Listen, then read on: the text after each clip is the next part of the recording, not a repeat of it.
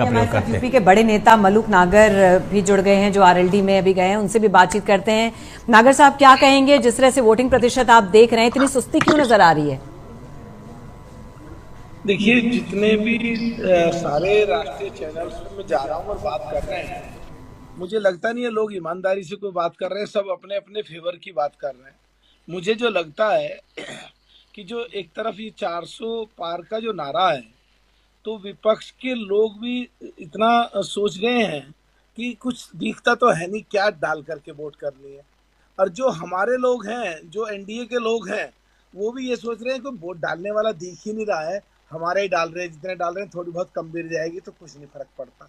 Basically अब के पहली बार चुनाव ऐसा हो रहा है जो चुनाव में जोश नहीं है।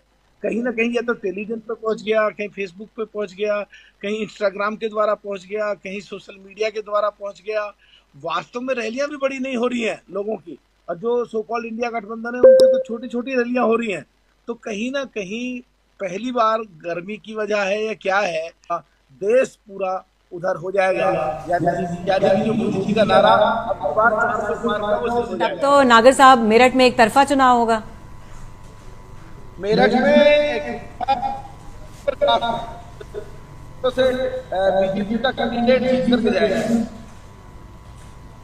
नागर साहब, अगर आप इतने आश्वस्त हैं तो किस बेस पे चुनाव जीतेगी बीजेपी, जब वोटर ही नहीं आ रहे हैं? पूरा अभी जो आंकड़ा आया है उसमें सबसे कम जिस स्टेट में वोटिंग हुई है वो यूपी का भी नाम उसमें आ रहा है टॉप 3 में। तो आप कैसे इतना मतलब आप एश्योरेंस आप दे रहे हैं कि, या आपको लग रहा है कि बीजेपी ही चुनाव जीतेगी? क्योंकि वोटर तो आपका निकल ही नहीं रहा है, क्योंकि समाजवादी पार्टी भी ये दावा करे कि जो भी निकले हैं उनके वोटर निकले हैं, कांग्रेस करिए उनके वोटर निकले हैं। तो आखिर वोटर किस पार्टी के निकले हैं चुनाव में?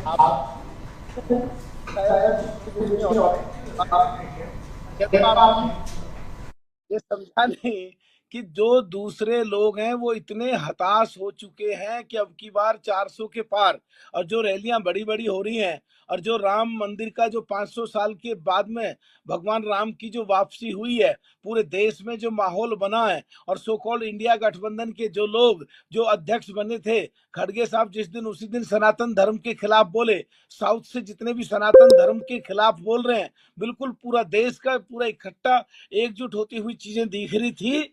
तो कहीं ना कहीं निराशा में जो विपक्ष के लोग हैं वो वोट डालने कम निकल रहे हैं, और उनमें हताशा बहुत ज्यादा है, परसेंटेज बहुत कम है। लेकिन ये भी बात सच है, हमारे भी लोग के सामने कोई है तो है नहीं, तो बहुत ज्यादा इतना जोर लगाने की क्या जरूरत है, जीत तो बहुत बड़े रहे इन्हें। तो कहीं ना कहीं थोड़ा बहुत हमारा भी कम है, और इसलिए जो 8-9% पोलिंग कम हो रहे हैं जो पहले चरण में, और अब के चरण की तो बाद में पता लगेगी। तो ये उसका एक मेरे हिसाब से नतीजा है, और जिसका सीधा सीधा फायदा एनडीए को या हमें मिल रहा है।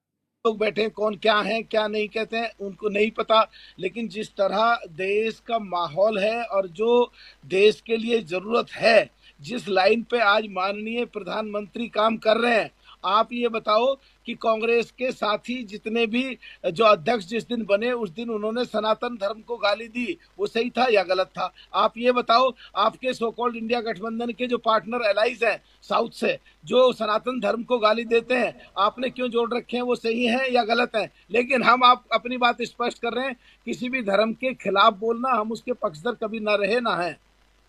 400 पार। राजेश जी, आपकी बार 400 पार।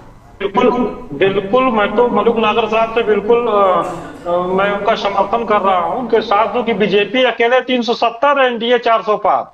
और मैं एक बात और क्लियर कर दूं, मुस्लिम करते हैं, हिंदू मुस्लिम नहीं करते। अभी मलूक नागर साहब ने कहा कि जब आप सनातन धर्म को गाली देते हैं, उत्तर को दक्षिण से लड़ाना शुरू करते हैं, पूरब को पश्चिम से, तो हम उसका विरोध करते हैं। एक सनातनी होने के नाते, भारतीय जनता पार्टी का एक सिपाही होने के नाते हम लोग उसका विरोध करते हैं।